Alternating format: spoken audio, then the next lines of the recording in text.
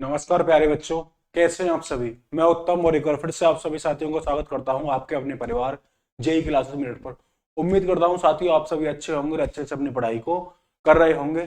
साथियों last time हमने दिल्ली सल्तनत को बड़े ही अच्छे और सुनियोजित ढंग से पढ़ा था। आज हम किसके बारे में बात करेंगे? मुगल साम्राज्य, जिसे हम अंग्रेजी भाषा में क्या कहते हैं? मुगल एम्पायर। मुगल एम्पायर का लास्ट टाइम हम जिक्र कर चुके थे। कितने वंशों ने शासन किया, कब से कब तक शासन किया। साथियों अगर इसका मुख्यतः टाइम पीरियड की बात की जाती है तो मैंने जैसा कि बताया था कि औरंगजेब तक तो ठीक चला था, लेकिन उसके बाद ये खंडित होता चला।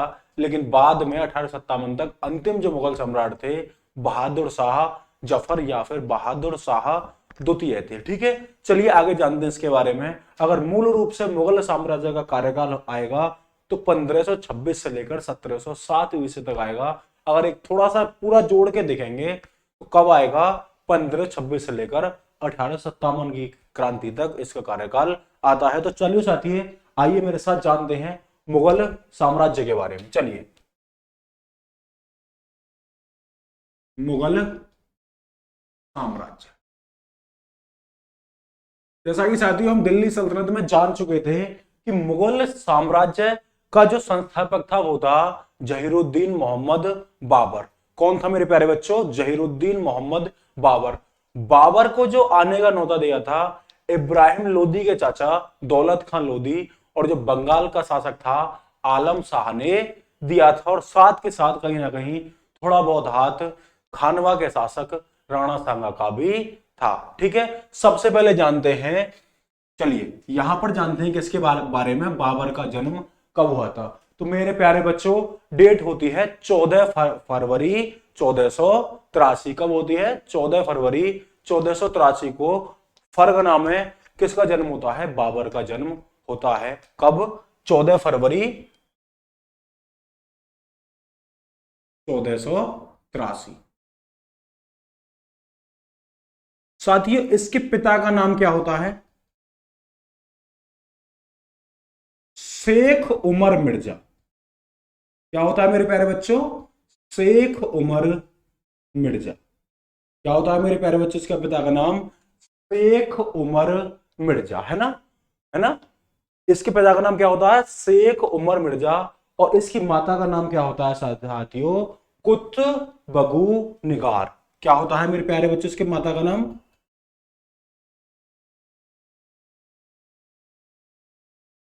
कुत कुतबगु निगार। साथियों आपने एक तैमूर लंग, जो लंगड़े के नाम से जाना जाता था, उसका आपने नाम सुना होगा, है ना? ये अपने पिता की तरफ से तैमूर का कौन सा वंशज था? तैमूर का पांचवा वंशज था।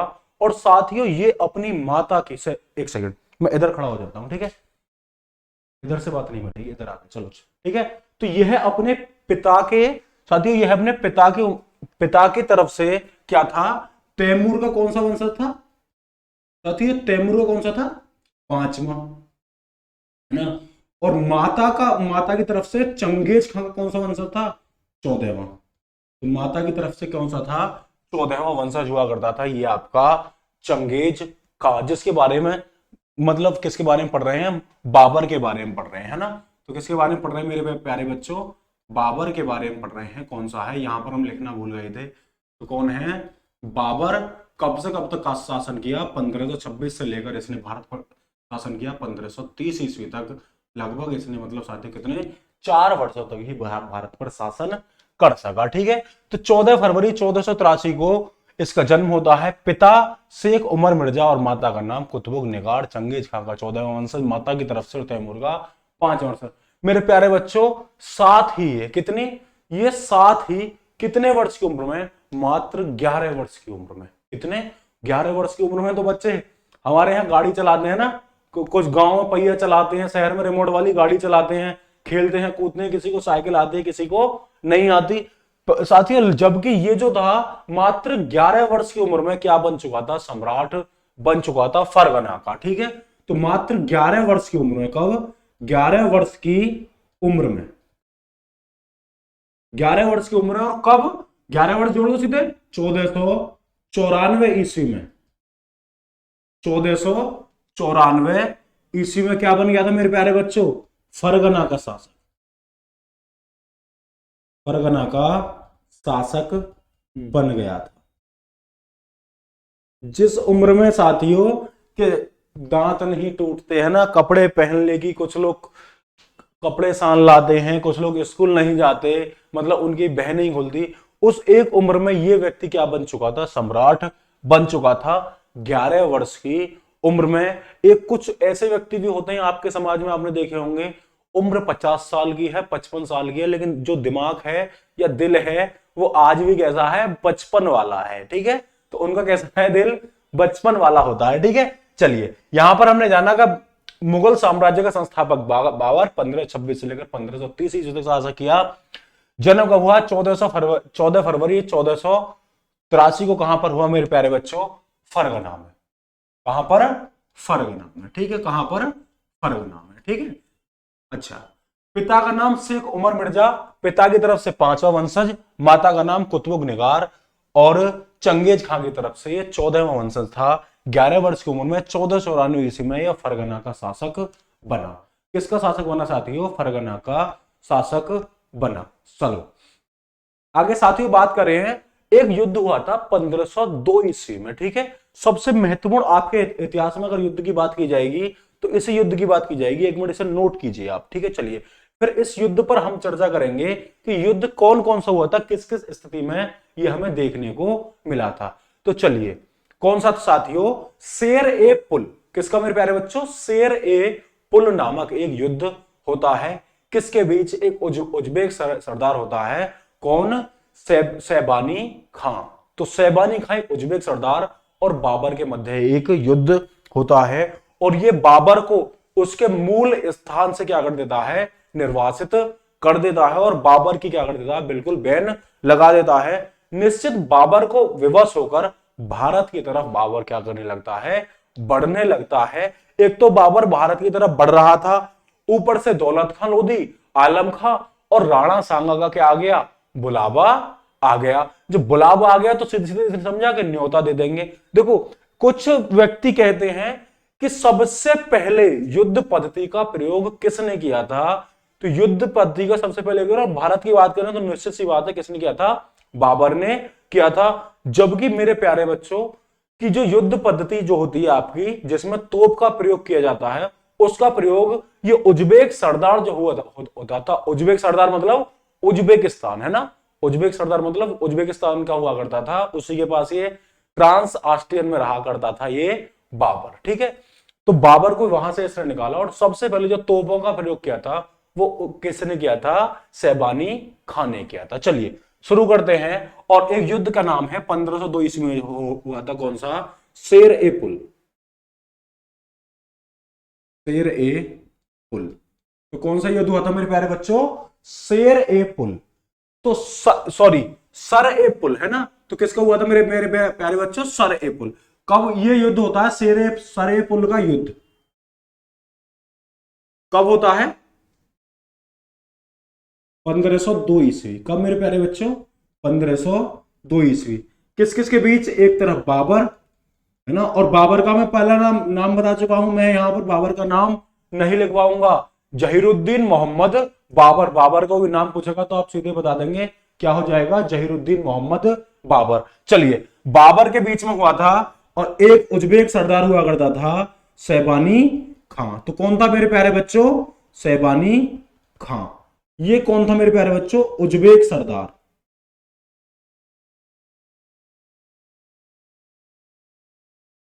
ये उज्बेक सरदार हुआ करता था सैबानी खां।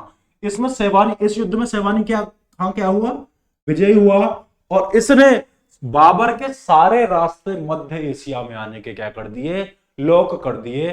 फिर बाबर को मध्य एशिया में मेरे प्यारे बच्चों क्या नहीं मिली? एंट्री नहीं मिली।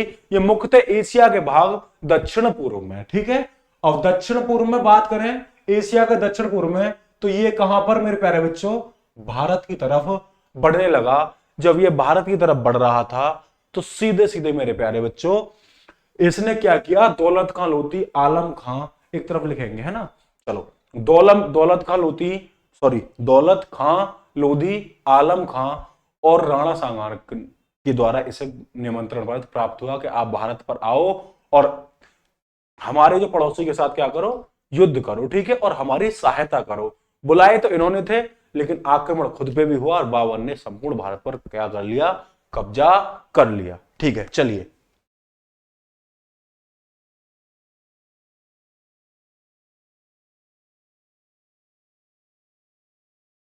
चलिए मिटा दें, चलिए नोट कीजिए एक सेकंड।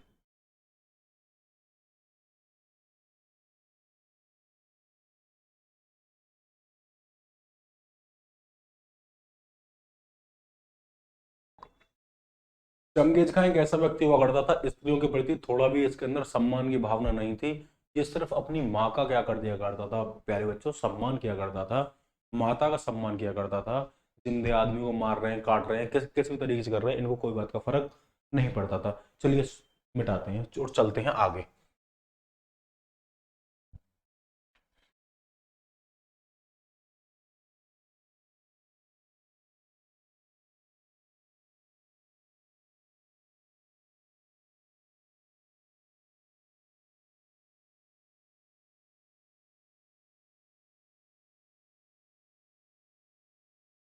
देखो प्यारे बच्चों, यहां पर सबसे पहले बात करें कि बाबर के द्वारा जो अगला हमारा इसमें बाबर में अगला एक बिंदु होगा, पॉइंट होगा, वो होगा कि बाबर ने भारत पर कितनी बार आक्रमण किया, कितने युद्ध लड़े भारत ने, है ना। बाबर ने जो बड़े युद्ध, ऐतिहासिक युद्ध जाने गए, तो बाबर ने भारत में जो युद्ध लड़े गए वो मुख्यतः 5 युद्ध लड़े गए, है ना। और 5 युद्ध कौन से लड़े गए थे?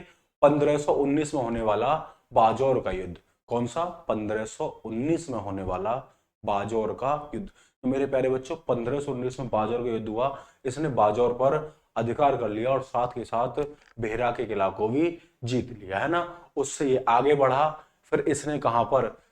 दिल्ली पर आक्रमण किया, और दिल्ली पर उस समय शासक किसका था? दिल्ली और उत्तर भारत पर इब्राहिम लोदी, जो लोदी वंश का शासक था, उसको पराजित किया। ये राजस्थान की तरफ बढ़ा, मालवा को पराजित किया।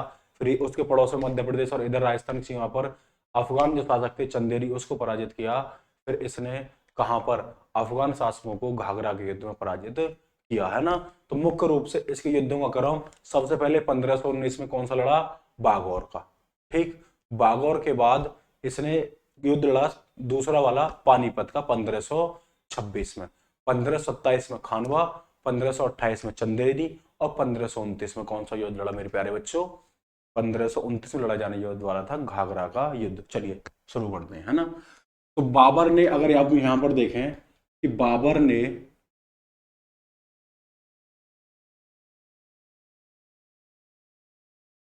भारत में मुख्यतः 5 युद्ध लड़े। ठीक है, बाबर ने भारत में मुख्यतः 5 युद्ध लड़े। तो सबसे पहले कौन सा था? 1519 का बागौर, विजयी कर लिया, है ना। और साथ के साथ क्या क्या किया मेरे प्यारे प्यारे बच्चों? हेरा के किले को जीत लिया, भेरा के किले को जीत लिया। साथ के साथ मेरे प्यारे बच्चों क्या किया? इसने भेरा के किले को जीत लिया। 1519 में बागौर पर आक्रमण करता है और साथ के साथ भेरा के किले को जीत लेता है ना। 21 अप्रैल 1526 को किसका युद्ध होता है मेरे प्यारे बच्चों? किसका युद्ध होता है? पानीपत का युद्ध। मैं कहता हूं अप्रैल अप्रैल डेट वेट मत याद रखो, सीधे सीधे याद रखो, ठीक है। क्योंकि इतिहास में पूछता भी कम है और हम डेटों के चक्कर में पड़ जाएंगे तो दिक्कत हो जाएगी। क्योंकि आजकल ट्रेंड है स्टैटिक प्लस करंट पूछता है, ठीक है। आपको स्टैटिक प्लस करंट अफेयर की भी, जो स्टैटिक प्लस करंट है ना, अगर आपने वो क्लासें कर ली तो आप करंट अफेयर की क्लासें देखना ही छोड़ दोगे, ठीक है। कैसे देखना छोड़ दोगे? उसके रीजन कैसे हैं, ठीक है। उसका एकमात्र रीजन कैसे है कि आप स्टैटिक प्लस करंट, आपको उन स्टैटिक जी के साथ करंट अफेयर के एज टॉपिक पढ़ाए जाएंगे। फिर आप एनालिसिस करोगे कि ज्यादा से ज्यादा करंट के सवाल इन्हीं टॉपिकों से आते हैं, ठीक है। तो इन्हीं टॉपिक्स में आते हैं जो कोई इतिहास से जुड़ा होगा, भूगोल से जुड़ा होगा, पॉलिटी से जुड़ा होगा, इकोनॉमिक्स से जुड़ा होगा, साइंस सेक्टर से जुड़ा होगा, या फिर आर्ट एंड कल्चर, मतलब जितना जीके हो उसी के पार्ट से जुड़े हुए सवाल आते हैं।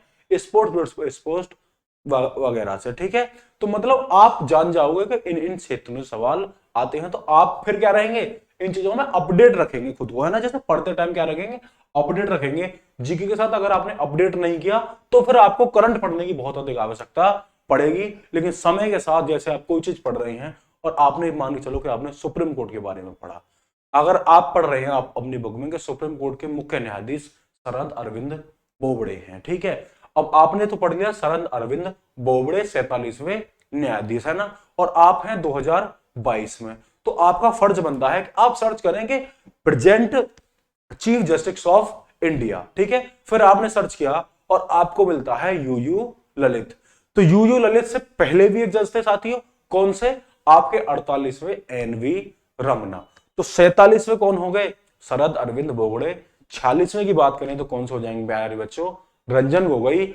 और 45वें की बात करें तो मेरे मेरे प्यारे बच्चों दीपक मिश्रा। 45 दीपक मिश्रा, 46 रंजन गोगोई, 47 शरद अरविंद बोबड़े, 48 में कौन से हो गए आपके एनवी रमना।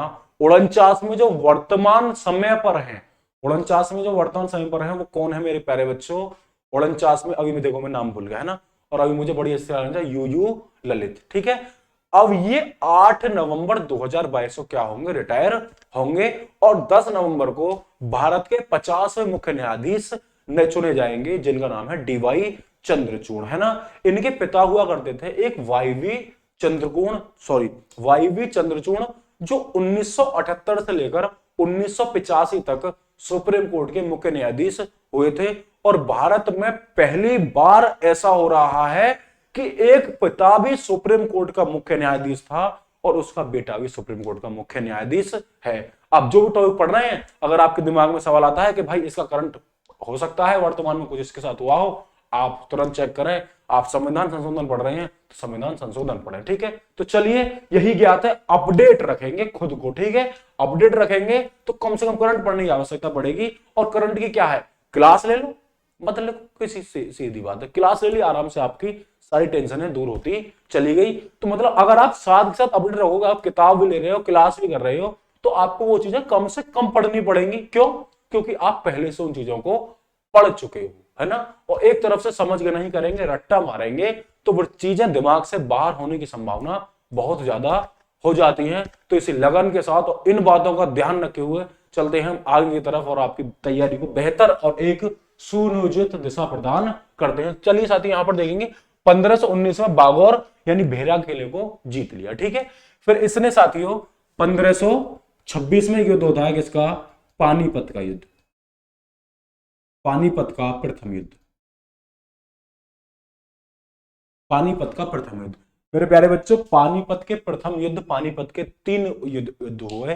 तो अगर मैं आपको बताना चाहूं, आप इस स्क्रीन पर देख रहे हैं, फिलहाल मैं इस युद्ध के बारे में बताऊंगा, लिखवाऊंगा, लेकिन मैं बोल के बता सकता हूं आपको कि पानीपत का जो पहला युद्ध हुआ था इब्राहिम लोदी और बाबर के बीच, जिसमें बाबर विजयी हुआ था। दूसरा जो पानीपत का युद्ध हुआ था अकबर और हेमचंद्र विक्रमादित्य के बीच में हुआ था, जिसमें अकबर विजयी हुआ था। और साथ ही इसके बाद जो 8वां जो युद्ध हुआ था, सॉरी 8वां नहीं, तीसरा जो पानीपत का युद्ध हुआ था, वो अफगान शासक और मराठाओं के बीच हुआ था, जिसमें अफगानों की क्या हुई थी, विजय हुई थी, ठीक है। आप डेट पढ़ लेना, सारी चीजें पढ़ लेना। तो पानीपत का प्रथम युद्ध बैटल ऑफ पानीपत, है ना, बैटल ऑफ बागौर। तो बैटल ऑफ पानीपत 1526 ईस्वी, किस किस के बीच, इब्राहिम लोदी और किसके बीच मेरे प्यारे बच्चों, बाबर के बीच, है ना। और यहां पर इब्राहिम लोदी क्या हो जाती है, मृत्यु, और बाबर हो जाता है मेरे प्यारे बच्चों विजयी, ठीक है। न्यामतुल्ला नामक एक क्या बताता है कि युद्ध स्थल में मारा गया एकमात्र शासक कौन था, वो यही था इब्राहिम लोदी। इससे अब तक, इस समय तक कोई भी शासक युद्ध स्थल में मारा नहीं गया था, एकमात्र शासक मारा गया था युद्ध स्थल में, वो था आपका इब्राहिम लोदी, ठीक है। अब बात करें साथियों 1529 ईस्वी की, किसकी, 1526 27 हो गई, है ना। अब इसमें हुआ था खानवा का युद्ध,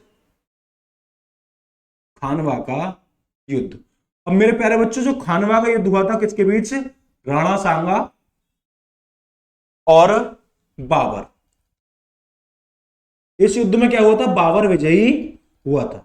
जब इस युद्ध में प्यारे बच्चों बाबर विजयी हुआ था, तो बाबर ने राणा सांगा को क्या कर लिया, बंदी बना लिया, और भूखे प्यासे रहकर राणा सांगा को काफी ज्यादा प्रताड़ित किया गया, और 1529 में राणा सांगा की क्या हो गई, मृत्यु हो गई। ठीक है, यहां पर हमने देखा कि खानवा का युद्ध राणा सांगा और बाबर के बीच हुआ, जिसमें बाबर विजयी हुआ और राणा सांगा को अकबर के द्वारा क्या किया जाता है, बंदी बना लिया जाता है। जब अकबर के द्वारा राणा सांगा को क्या बना लिया जाता है, बंदी, तो भूखे प्यासे रखा जाता है, काफी ज्यादा टॉर्चर किया जाता है, और अंततः 1529 में किसकी, राणा सांगा जी की मृत्यु हो जाती है। ठीक है, चलिए आगे एक और बात करेंगे साथियों हम किस युद्ध के बारे में, चंदेरी का युद्ध।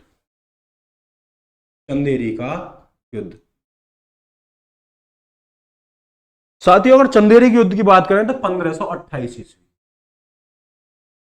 कौन सा, चंदेरी का युद्ध 1528 ईस्वी, है ना। किसके बीच हुआ था, मेदिनी राय और बाबर। इसमें भी बाबर विजयी रहा था। ठीक है, साथ ही चंदेरी के युद्ध का प्रमुख कारण यह था कि मेदिनी राय ने, किसने, मेदिनी राय और बंगाल के शासक ने सहायता की थी खानवा के युद्ध में, राणा सांगा की सेना भेजी थी इनके लिए। ठीक है, तो चंदेरी के युद्ध का प्रमुख कारण क्या है, मेदिनी राय ने सहायता की थी किसकी, राणा सांगा की। इस बात से ये गुस्सा हो गया और इसने चंदेरी पर आक्रमण कर दिया। ठीक है, चलिए एक बार इसे देख रहे हैं ठीक चल रहा है कि ना चल रहा। ठीक है, चलिए मेदिनी राय, इधर हो जाएगा आपका बाबर, इधर हो जाएगा मेरे मेरे प्यारे बच्चों क्या, बाबर, और बाबर क्या हुआ, इस युद्ध को जीत गया। ठीक, बाबर क्या हुआ, इस युद्ध को जीत गया। चलो ना, नोट कीजिए सारी चीजों को, ये आपको बेहतरीन कंटेंट के साथ और बेहतरीन क्वालिटी के साथ सारी चीजों को पॉइंट टू पॉइंट क्लियर करते हुए सारी क्लास में हम उतने स्तर तक सोच रहे हैं कि आपका कोई डाउट ना रहे, है ना। तब भी आपको कोई डाउट रहता है तो कमेंट सेक्शन में अवेलेबल है, और आपको बाद में क्लास प्रोवाइड की जाएगी आपके सारे डाउटों को लेकर, और आपके सारे डाउट वहां पर क्लियर किए जाएंगे, है ना। एक बेहतरीन डाउट सेशन लाएंगे, लाइव लाएंगे, तो आपको डाउट के बारे में भी बताया जाए। जैसा ही हमारा सिलेबस कंप्लीट होता है तो आप अपने डाउट संभाल के रखिए। चलिए एक बार नोट कीजिए इसे।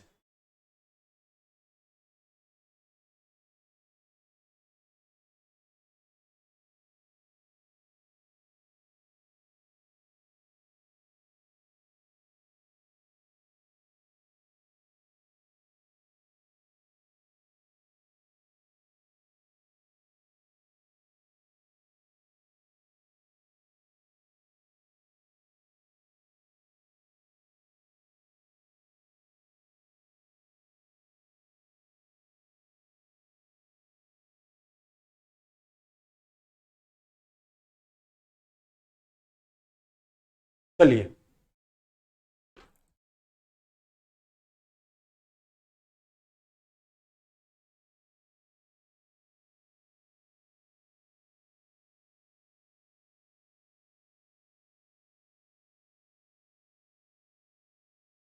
साथियों, यहां पर अब बात करें, बाबर ने अपनी आत्मकथा जो थी बाबरनामा कैसे लिखी थी, स्वयं लिखी थी।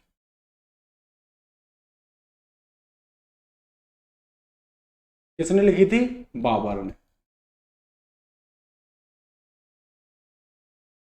देखो बाबर ने अपनी जो पुस्तक बाबरनामा है, यहां से मुझे कल आप डाउट ढूंढ के लाएंगे, इससे बाबरनामा से आपके दिमाग में क्या डाउट उत्पन्न हो रहा है। ठीक है, फिर मैं कल की क्लास में उस डाउट का आंसर बताऊंगा, आप डाउट ढूंढ के लाएंगे बाबरनामा से। आप कितना इसके पास पहुंच पा रहे हैं कि बाबरनामा स्वयं लिखी थी किसने, बाबर ने। ठीक है, बाकी इसके बारे में आपको कल बताता हूं। आप, मैं देखना चाहता हूं कि आपके दिमाग में बाबरनामा से कोई डाउट उत्पन्न होता है या फिर नहीं होता है। ठीक है, चलिए बाबरनामा ने स्वयं लिखी थी, है ना। जिस समय बाबर ने भारत पर आक्रमण किया तो बाबरनामा में मेरे प्यारे बच्चों सिर्फ 5 राज्यों का जिक्र मिलता है ना।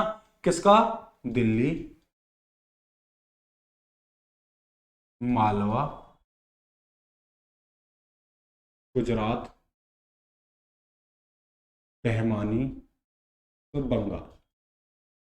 देखो बाबरनामा में सिर्फ मेरे प्यारे बच्चे कितने, 5 राज्यों का जिक्र मिलता है, और आपके स्क्रीन के सामने है कौन से हैं वो, दिल्ली, मालवा, गुजरात, बहमानी और बंगाल। कितने मेरे मेरे प्यारे बच्चों? 5 राज्य हैं, दिल्ली, मालवा, गुजरात, बहमानी और बंगाल। तो 5 राज्य कौन से हैं? दिल्ली, मालवा, गुजरात, बहमानी और बंगाल। चलिए आगे जानते हैं साथियों। दिन आता है 26 दिसंबर 1530 का। 26 दिसंबर 1530 का। इस दिन बाबर की क्या हो जाती है? मृत्यु हो जाती है। कब? 26 दिसंबर 1530 को। और बाबर को आगरा के आराम बाग में दफनाया जाता है। कहां पर? आगरा के आराम बाग में। फिर बाद में उसके द्वारा चुने गए स्थान पर काबुल में उसको दफनाया जाता है। तो सर्वप्रथम बाबर को आगरा के आराम बाग में दफनाया जाता है, ये लिखेंगे, है ना। तो कब मृत्यु कब हुई थी मेरे प्यारे बच्चों? 26 दिसंबर 1530। तो मृत्यु कब होती है? 26 दिसंबर 1530 को किसकी मृत्यु होती है? बाबर की। ठीक है। और इसे आगरा के आराम बाग में दफनाया जाता है ना। तो आराम बाग, है ना, कहां पर पड़ता है मेरे प्यारे बच्चों? आगरा में पड़ता है। ठीक है। तो आराम बाग कहां पर पड़ता है? आगरा में पड़ता है। और इसे वहीं पर क्या किया जाता है? दफनाया जाता है, आगरा के आराम बाग में। किसको? बाबर को। किसको दफनाया जाता है? बाबर को आगरा के आराम बाग में क्या किया जाता है? दफनाया जाता है। कब? आगरा के आराम बाग में। ठीक है। चलिए इसके बाद हम शासन पढ़ेंगे। किसके बाद साथियों? किसका? हुमायूं का। किसका? हुमायूं। चलिए इसका जो पुत्र हुआ करता था हुमायूं। चलिए अब जानकर लेते हैं हम किसके बारे में मेरे प्यारे बच्चों? हुमायूं के बारे में। चलिए हटाना है, नोट कीजिए।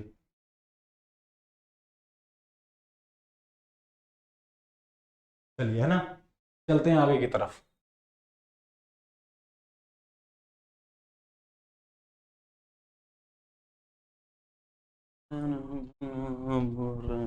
नहीं सकते तेरे बिना क्या।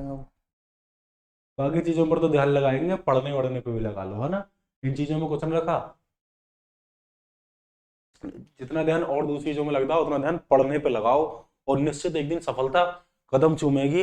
ये बातें दिमाग से निकाल दो कि पड़ोसी घर के आगे डीजे बजवाएंगे, या फिर पड़ोसी, है ना, क्या पता पड़ोसी का लड़का भी वहीं से पढ़ रहा हो, तुम भी वहीं से लग रहे हो, दोनों की नौकरी लग जाए। फिर आमने सामने डीजे रखना और फिर बजाना, न तो तुम्हें आवाज समझ में आएगी और न ही उसी में आएगी, है ना, है ना। कि पड़ोसी का शेर है, तुम सवा शेर हो। तो ये बातें थोड़ी सी जब तुम सुनते हो ना, तब तो बड़ी ज्ञान बातें होती हैं, है ना, है ना। तो बाकी चीजें, एक कुछ लोगों का व्यक्तित्व तो होता है कि वो सुविचार भेजते हैं सुबह सुबह, है ना, कि कर्म ही सर्वश्रेष्ठ है, कर्म का अनुसरण कर रहे हैं, है ना, कर्म करो, फल की चिंता मत करो। उनका सुबह सुबह यही काम है, वो सुबह सुबह यही चीजें भेजेंगे आपको, यही चीजें सॉरी डिलीवर करेंगे। तो मतलब वो सीधे सीधे इन्हीं चीजों में लगे हुए रहते हैं। आपको करना है सच्चे मन से, अच्छी मेहनत के साथ, और अपनी तैयारी को अपना 100% देना है। जिस भी बच्चे का सिलेक्शन नहीं होता, उसे खुद पता होता है कि उसने कितनी मेहनत की थी और कहां रह गई थी। कि हरिवंश राय बच्चन की एक पंक्ति है जो हमें अक्सर अमिताभ बच्चन जी की आवाज में सुनने को मिलती है कि असफलता एक चुनौती है, उसे स्वीकार करो, और कहां कमी रह गई देखो और सुधार करो। तो मैं तो इतनी ही लाइन आपके लिए कहना चाहूंगा कि देखो कहां कमी रह गई और सुधार करो, बस इससे तुम्हारा हो जाएगा, है ना। पड़ोसी घर के डीजे बजवाने से, शेर सवा शेर, है ना, सिकंदर बनने से, कुछ ही बनने से, सिलेक्शन हो जाए रोने से, कुछ भी करने से, तो खूब करो, है ना। सिलेक्शन होगा सिर्फ पढ़ने से और अपनी कमियां देखने से, है ना। तो चलते हैं आगे इसी जोश और जुनून के साथ हुमायूं के बारे में। चलिए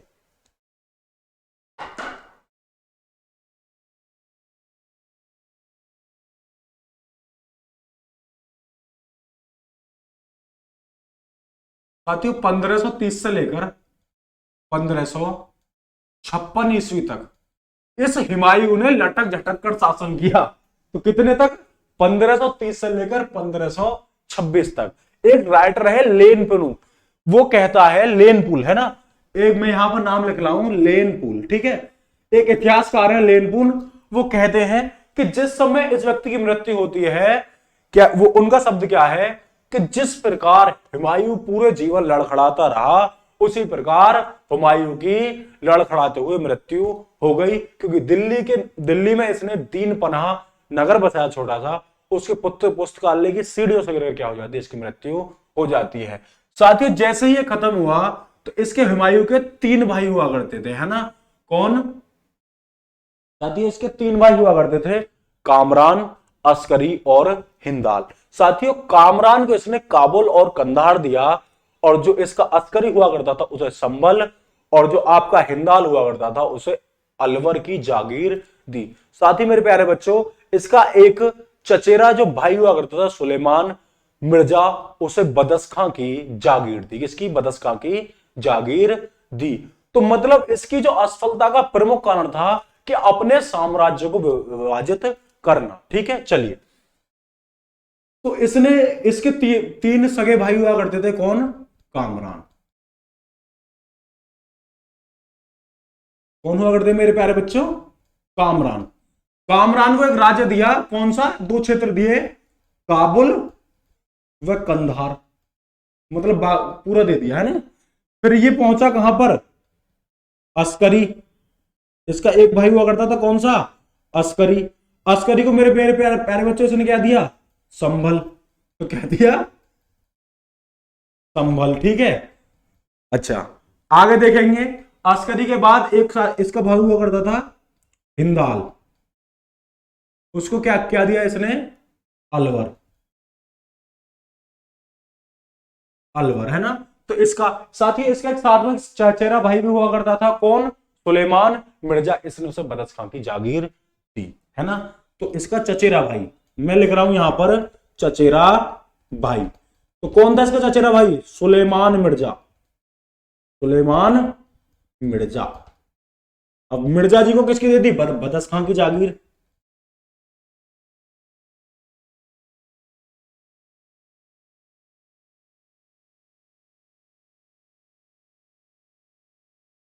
देखो,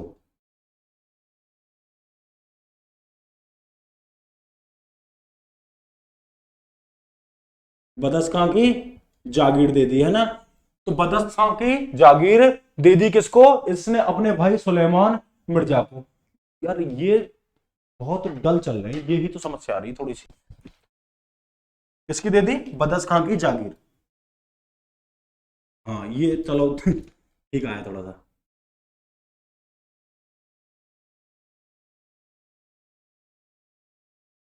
बदस्खां की जागीर दे दी। तो किसकी दे दी? बदस्खां की जागीर, है ना। काफी ठीक लग रहा होगा। बदस्खां की जागीर, जागीर आपको समझ में आ रहा होगा। साथी कौन था ये? इसका जो भाई था सुलेमान मिर्जा, चचेरा भाई। तो इसकी जो मतलब जो सत्ता लड़खड़ाई, वो इसका प्रमुख जो कारण इतिहासकार बताते हैं कि इसने अपने साम्राज्य को छोटे छोटे पार्टों में क्या कर लिया था मेरे प्यारे बच्चों? डिवाइड कर लिया था। इसने अपने साम्राज्य को छोटे छोटे पार्टों में क्या कर लिया था? डिवाइड कर लिया था। इसी कारण इसका जो शासन था वो डल लड़खड़ाने लगा। साथियों बात उस समय की इसने छोटे मोटे युद्ध काफी लड़े, वो हमारे पेपर के पॉइंट ऑफ व्यू से इंपोर्टेंट नहीं है। 1538 में मेरे प्यारे बच्चों इसने किसका युद्ध, कहां पर युद्ध लिया? ये गौड़ जो साम्राज्य हुआ करता था वहां पर आक्रमण करके विजय होकर आ रहा था। गौड़ साम्राज्य में इसने क्या किया मेरे प्यारे बच्चों? अधिक से अधिक लोगों की हत्या कर दी और उनकी एक लाशों का पर्वतनुमा आकृति बना दी, मतलब एक तरीके से चट्टा लगा दिया।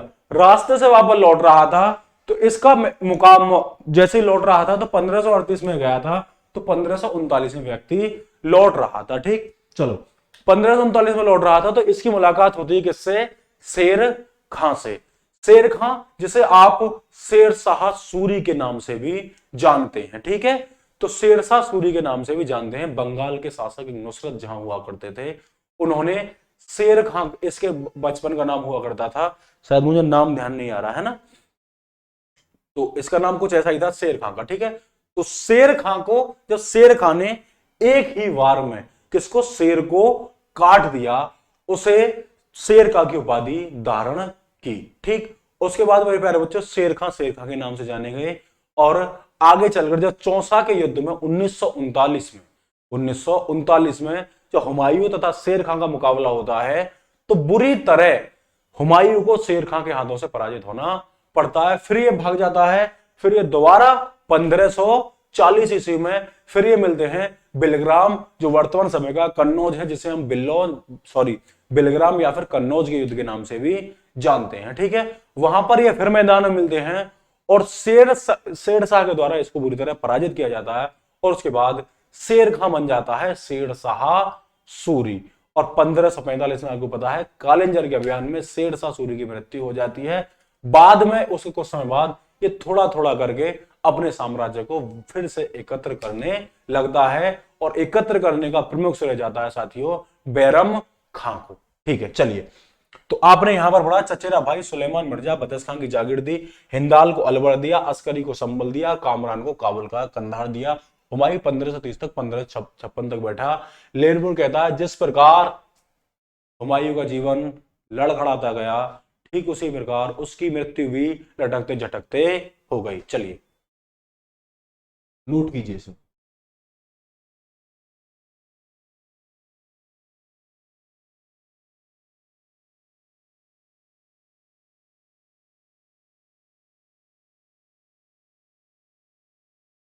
चलिए नोट कर लिया होगा, चले आगे चलते हैं।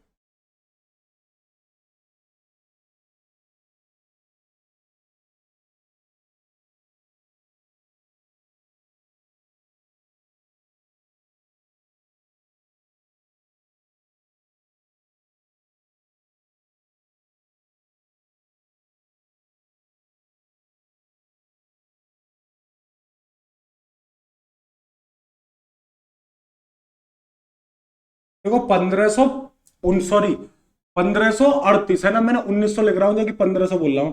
1538 ईस्वी में कौन, 1538 ईस्वी में इसने गौड़ पर विजय की, वहां पर बहुत से लोगों को मारा काटा और एक चट्टा लगाकर ये वापस आ रहा था अपने जीत के नशे में वसीभूत, और इसने आक्रमण कर दिया कहां पर, चौसा के मैदान में इसकी मुलाकात हो किससे, शेर खां से। ये उसी जोश जुनून में था कि मैं शेर खां को भी लपेट दूंगा, लेकिन हुआ ऐसा कि शेर खान ने ही इसी को लपेट दिया। ठीक है, चलिए इसके बारे में जानेंगे, किसके बारे में, चौसा का युद्ध।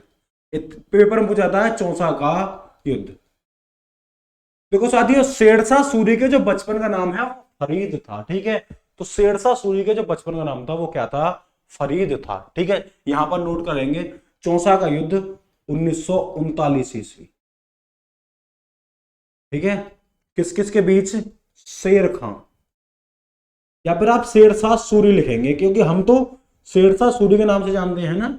और हुमायूं जीता कौन, शेरशाह सूरी, तो विजयी में हम किसे क्या लिख देंगे, शेरशाह सूरी। काफी बढ़िया दिख रहा है उससे। ठीक है, तो ठीक बढ़िया आ रहा है। चलिए आगे लिखते हैं, कौन सा युद्ध मेरे प्यारे बच्चों, बिलग्राम का युद्ध। किसका, बिलग्राम का युद्ध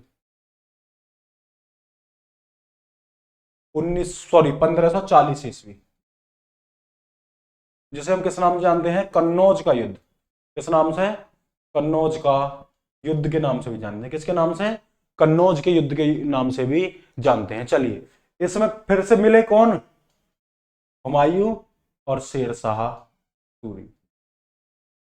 शेरशाह सूरी के बारे में कल वाली क्लास में बताएंगे। ठीक है, इसमें शेरशाह सूरी फिर से विजय, क्योंकि शेरशाह सूरी अपने आप में एक ही अलग चैप्टर है ना। भारत में ग्रांड ट्रक रोड सबसे पहले जो रुपया चलाया था वो इसी व्यक्ति ने चलाया था। ठीक है, चलिए चलिए, है ना। तो हुमायूं शेरशाह सूरी इसमें क्या हुआ, विजयी हुआ। तो बिलग्राम का युद्ध 1540 में, कन्नौज का युद्ध हुमायूं शेरशाह सूरी, इसमें क्या हुआ, विजयी हुआ। 1538 में गौड़ विजय, चौसा का युद्ध 1939 में शेरशाह सूरी हुमायूं के बीच।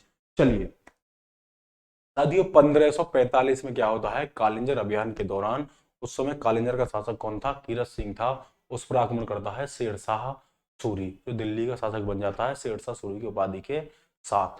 ठीक है, जब वो आक्रमण करता है वहां पर कालिंजर पर, तो वो उक्का नामक आग्नेयास्त्र चला रहा था, वापस लौट आता है, बारूद के गोले में बारूद जहां रखा था वहीं गिर जाता है और वो बारूद फटने के कारण शेरशाह सूरी और उसके कुछ सैनिकों क्या हो जाती है, मृत्यु हो जाती है। इसके बाद ये जो था, आप कौन, हुमायूं जिसके बारे में हम बात कर रहे हैं, इसने काबुल, कंधार, लाहौर और पंजाब को वापस से जीत लिया। किससे? और काबुल, कंधार, लाहौर और पंजाब को वापस से जीत लिया। और बाद में 1555 में होता है एक सरहिंद का युद्ध, जो कि सिकंदर सूर और हुमायूं की तरफ से नेतृत्व कर रहा था बैरम खां, जिसमें ये बन जाता है। और फिर इसको क्या बन जाता है? मुगल सम्राट बना दिया जाता है। लेकिन अंत में ये 1556 में सीढ़ियों से गिरकर क्या हो जाती है? इसकी मृत्यु हो जाती है। आगे जानते हैं इसके बारे में, चलिए नोट कीजिए एक बार से।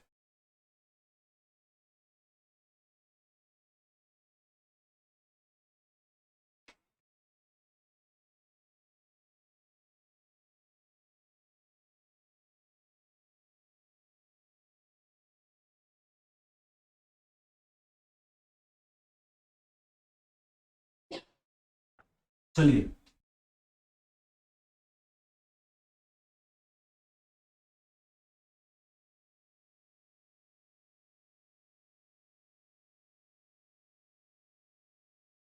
अब साथियों यहां पर जानेंगे हम किस युद्ध के बारे में? सरहिंद का युद्ध। किसका? सरहिंद का युद्ध, बैटल ऑफ सरहिंद। सरहिंद का युद्ध कब हुआ था? 1555 ईस्वी। 1555 ईस्वी यानी एडी। ठीक है, किस किस के बीच? सिकंदर सूर, सिकंदर सूर किस किस के बीच हुआ था? सिकंदर सूर, है ना। एक सेकंड रुको।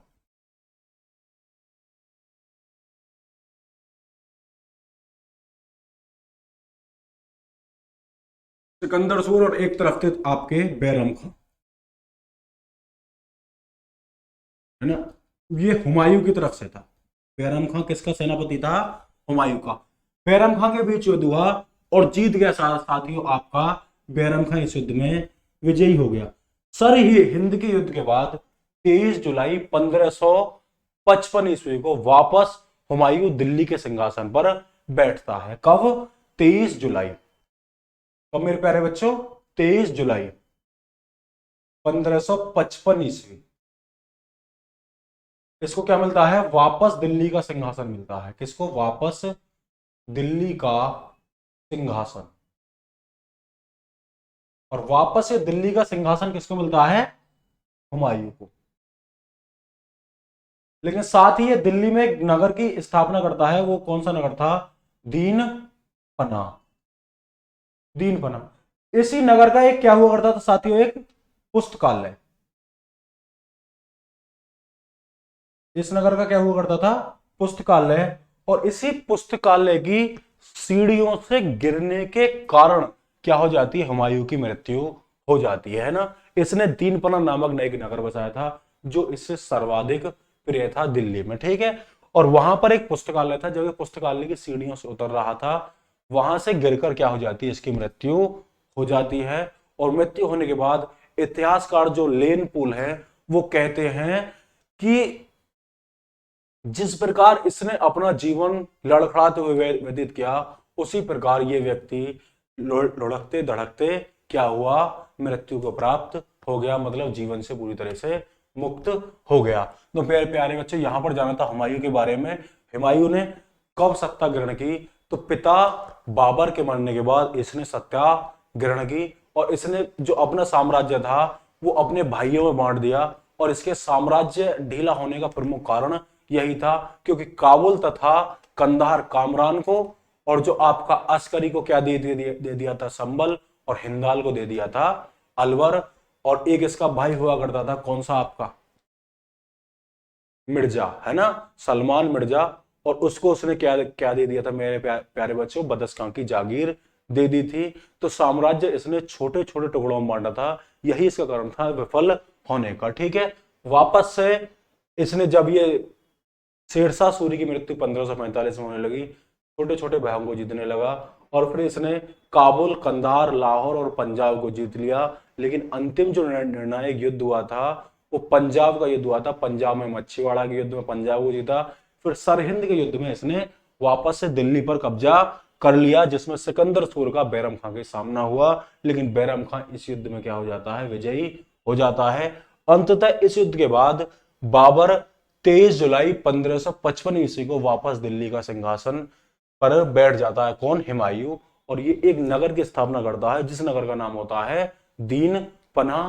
और उसी नगर के में एक क्या होता है? पुस्तकालय। और वहां पुस्तकालय की सीढ़ियों से गिरकर क्या हो जाती है? इसकी मृत्यु हो जाती है। प्यारे साथियों, अगर मैं आपसे सवाल करूं कि हुमायूं की जो आत्मकथा है हुमायूंनामा, वो किसने लिखी थी, तो आप मुझे बताएंगे कि हुमायूं की जो आत्मकथा है हुमायूंनामा, वो किसने लिखी थी और वो किसके समकालीन हुआ करती थी। और भारत में जो चार बाग लगाने की प्रथा है वो किसके द्वारा शुरू किया करती थी। तो प्यारे बच्चों, आज की क्लास को यहीं तक रखते हैं, मिलते हैं आपसे कल, तब तक के लिए लेते हैं आपसे विदा। Thank you so much.